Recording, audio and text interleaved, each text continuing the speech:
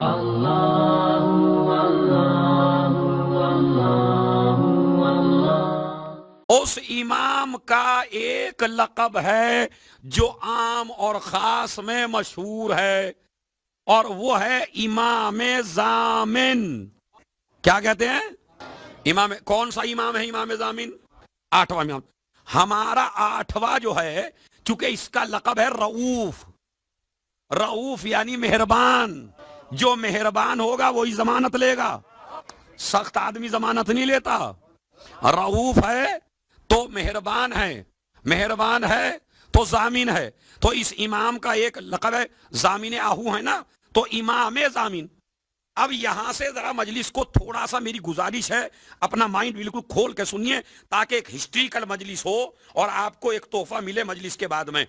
سنیے بھائی جوانوں، جب ہم سفر پہ جاتے ہیں تو ہماری ماں بہنیں ہر ایک کپڑے میں کچھ پیسہ رکھ کے ہمارے بازو پہ باندھتے ہیں، تو اس کو کیا کہتے ہیں؟ امام صاحب۔ مگر اس پہ ایک اعتراض ہے، اور وہ اعتراض سنیے کیا ہے، کہ یہ جو پیسہ بندھا ہے یہ بدعت ہے، اور یہ جو بازو پہ باندھتے ہیں یہ بدعت ہے۔ اور کیوں بدعت ہے؟ کہا اس لیے کہ یہ پیسے کو امام ضامن کہہ رہے ہیں۔ اچھا، ہو بھی رہی ہے کچھ مسٹیک ہم سے، اپنی مسٹیک کو دور کرنے کا بہترین طریقہ مجلس ہے، چونکہ مجلس ایک کلاس ہے، کلاس کا کام ہے جہالت دور کرنا۔ پہلے تو میرے جوانوں جتنے بھی بیٹھے ہو، اپنے مائنڈ میں یہ بات بٹھا لو اور دوسروں کو بھی یہ سمجھاؤ کہ بھائی یہ جو ہمارے ہر ایک کپڑے میں چند پیسے بندھے ہیں، ہم اس کو امام ضامن نہیں کہتے۔ امام ضامن تو آٹھواں ہے، یہ پیسہ تو اس سے منسوب ہے۔ تو جب ہم امام ضامن بولتے ہیں تو دوسری قوم یہ سمجھتی ہے کہ یہ اسے امام سمجھ رہے ہیں۔ اما بھائی، ہم پیسے کو تو امام ویسے بھی نہیں سمجھتے، لیکن جن کے اماموں نے پیسے کو اہمیت دی ہوگی وہ پیسے کو اہمیت دیں گے، جن کے امام نے دنیا کو طلاق دی ہو۔ تو اب یہ آپ سمجھ لیجئے یہ بات، جب ہم سفر پہ جاتے ہیں اور ہماری بیوی، ہماری ماں، ہماری بہن ہمارے ہاتھ پہ ہرے کپڑے میں اکثر و بیشتر یہاں کچھ پیسے باندھ دیتے ہیں، تو پہلی تو میری گزارش یہ ہے کہ کم نہ باندھا کریں۔ یہ کوئی روایت میں وارد نہیں ہوا کہ 10 پیسے ہی باندھے ہیں، اس لیے کہ ہمارے یہاں آج کل یہ ہو گیا کہ کم میں خلوص بہت دکھاتے ہیں لوگ۔ اگر کہا جائے بس زیادہ، ارے بھائی نہیں، خلوص سے تو چاہے کم بھی دے دیجئے، تو جب آپ خلوص سے کم دے رہے ہیں تو خلوص سے زیادہ کیوں نہیں دے پاتے؟ تو امام ضامن کا کوئی روایت میں یا آیت میں یا کسی امام سے یہ وارد نہیں ہے کہ 10 ہی روپے بندھیں گے۔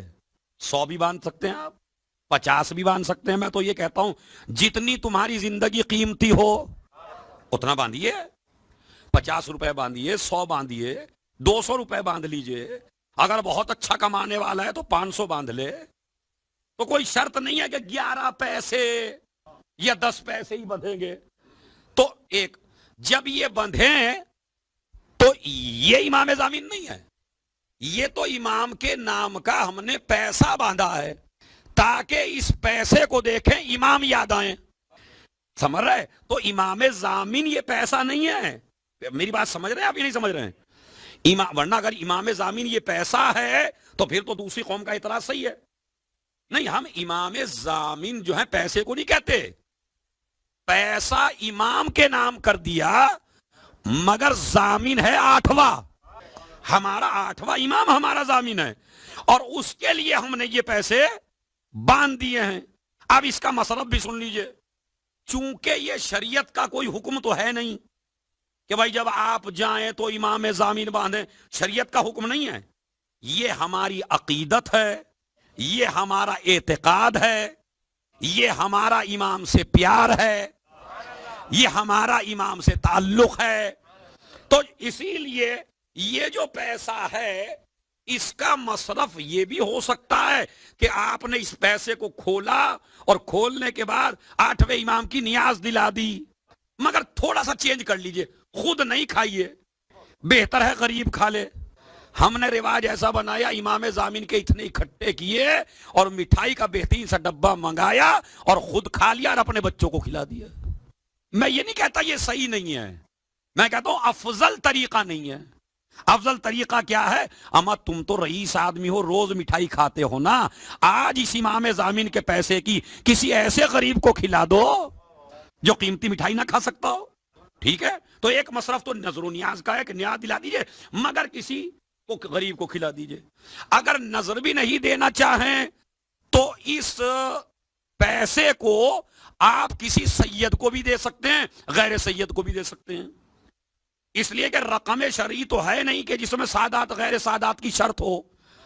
یہ پیسہ منسوب ہو گیا 8ویں امام سے.